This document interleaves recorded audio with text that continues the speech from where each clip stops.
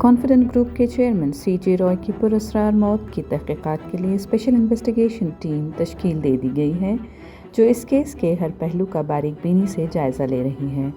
तहकीकात का मरकज़ी नुक्ता एक 9 सफ़हात पर मुश्तमिल हाथ से लिखा गया ख़त है, जो मुबैना तौर पर रॉय ने सुर्ख सियाही में तहरीर किया था। सीनियर पुलिस हुक्काम के मुताबिक इस ख़त में कई अहम मसाइल का जिक्र किया गया है, ताहम तहकीकात के चलते इसकी तफसीलात ज़ाहिर नहीं की जा सकती। ज़राए के मुताबिक सीजे रॉय कुछ अरसे से माहिर नफ्सियात से मशवरा कर रहे थे और शदीद ज़हनी दबाव का शिकार थे। पुलिस ने मुकदमे को गैर फितरी मौत करार देते हुए मुकम्मल तहकीकात का आगाज़ कर दिया है, जबकि SIT ख़त का तज्ज़िया करने के साथ साथ गवाहों से पूछताछ कर रही है।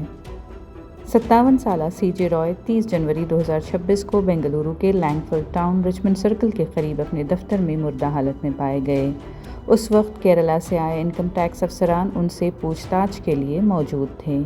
बताया जाता है कि दिसंबर से वो इनकम टैक्स डिपार्टमेंट की निगरानी में थे।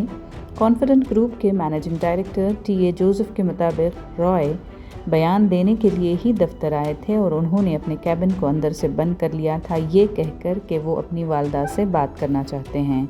बाद में सिक्योरिटी अमले ने उन्हें बेहोश पाया। रॉय के भाई CJ बाबू ने इल्ज़ाम लगाया है कि इनकम टैक्स डिपार्टमेंट के शदीद दबाव ने उन्हें ये इक़दाम उठाने पर मजबूर किया है। इनकम टैक्स हुक्काम ने हरासानी के तमाम इल्ज़ामात की तरदीद करते हुए कहा कि वो सिर्फ अपनी सरकारी ज़िम्मेदारियाँ अदा कर रहे थे। इधर पहले की गई तलाशियों की तफसीलात भी ताहाल मंजर आम पर नहीं आई हैं और ये भी वाज़ेह नहीं हुआ है कि SIT ने इनकम टैक्स अफसरान से पूछताछ की है या नहीं।